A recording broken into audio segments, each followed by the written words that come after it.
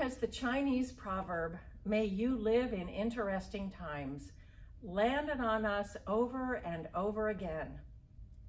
2020 has been a year of progress and stagnation. The building project is done, and we can barely use it.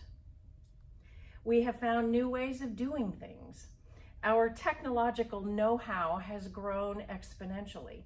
We have worshiped in new ways and in new places, on YouTube, on Zoom, under the trees, and yet there's still so many people who have not been able to be with us. 2020 has been a year of clarification.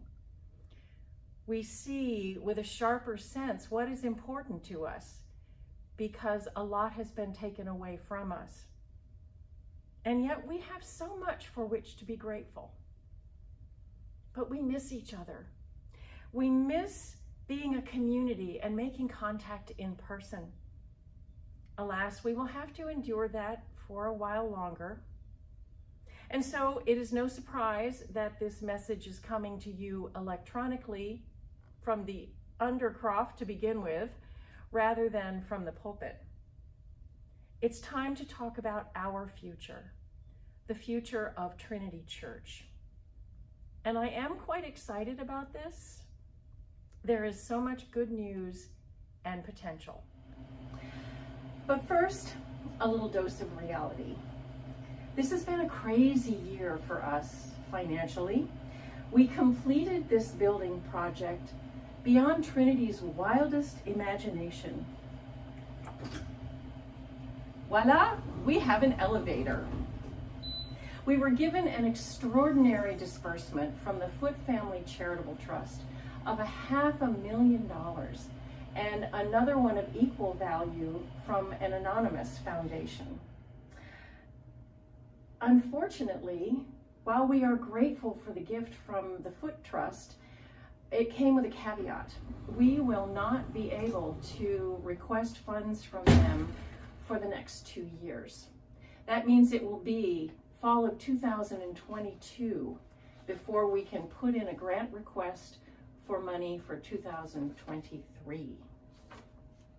That means no outside funding for the maintenance of our campus. This year also had some goodbyes. Members moved away, and while it is not the most important aspect of such a parting, it does mean that we have lost a number of pledges. And in these cases, that's a rather significant amount. And then, of course, it's been a year of financial insecurity for everyone.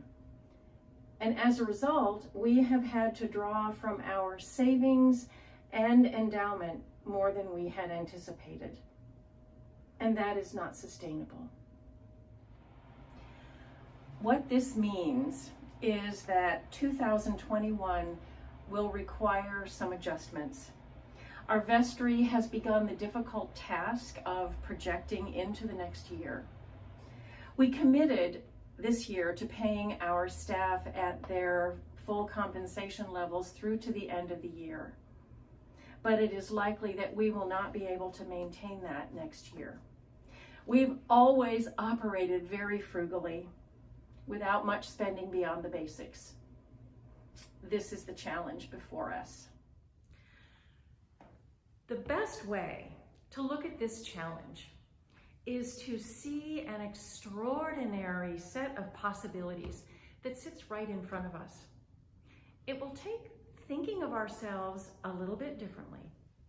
Since 1784, we have been Trinity Church, and American culture has supported that.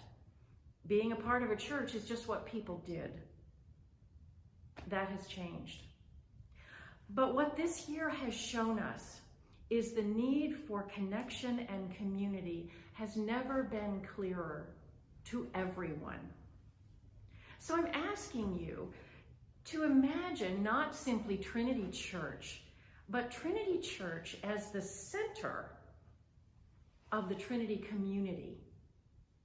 That community would be made up of some really fascinating spokes of a wheel around the central hub. The Trinity Institute for Applied Neuroscience and Spirituality links science and faith, our brains and our souls. Scouting teaches values and self-sufficiency, developing good citizens and contributors to the world. 12-step programs promote health and the restoration of broken lives. They need us to pray for them.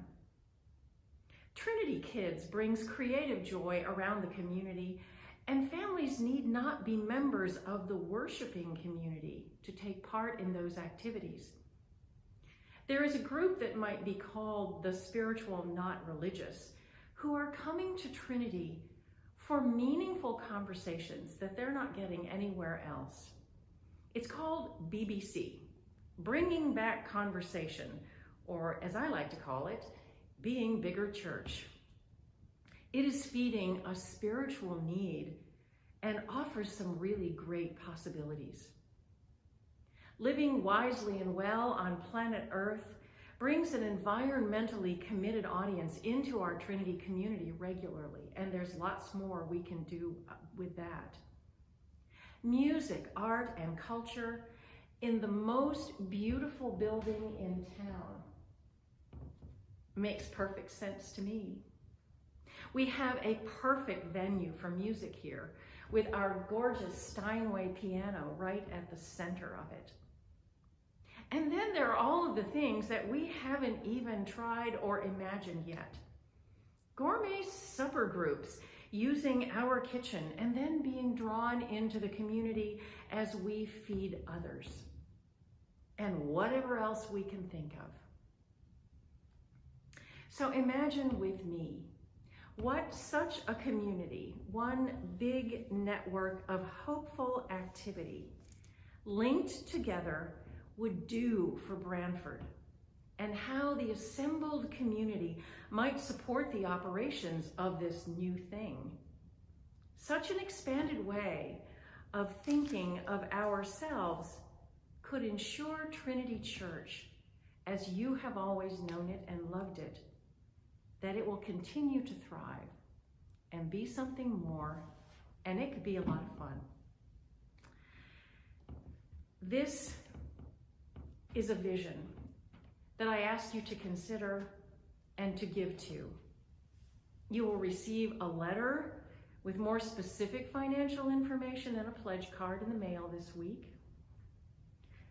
Be aware of the challenges that are facing us, and please give generously toward 2021, perhaps even sacrificially, to help us get to the other side of this pandemic, so we will be ready to be something new while continuing to be what we have always been. I don't know of any other church that's ever tried a thing like this. So let us lead the way into God's future. God bless you all.